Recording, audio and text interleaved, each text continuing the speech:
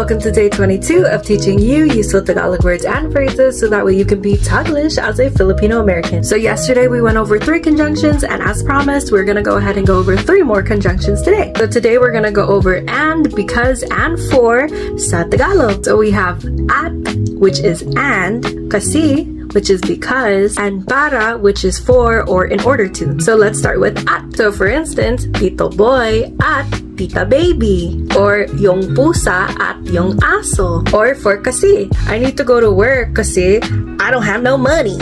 And one thing I want to point out about kasi is that you might hear some people pronounce it as kasi. So from what I was told, depending on the region that you grew up in the Philippines, and if Tagalog was your first Filipino language or not, you could hear someone pronounce kasi as kasi or kase.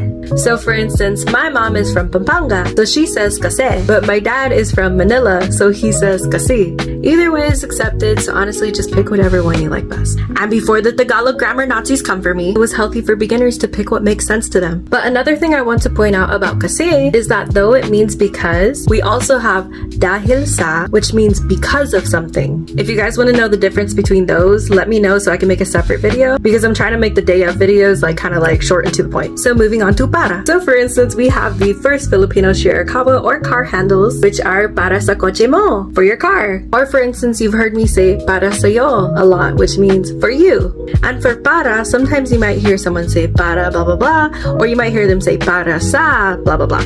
There's a purpose for both, so again, let me know if you guys want a separate video on that. So just like our question words, I highly recommend memorizing these, writing them down along with their English translation, because as I mentioned before, I swear by conjunctions because it's so easy to Taglisherize everything that you're saying with conjunctions. So don't forget to check out halakulit.com, and also don't forget to grab a pair of these Sun Kiss Midnight earrings in our TikTok shop. And I'll see you for day 22.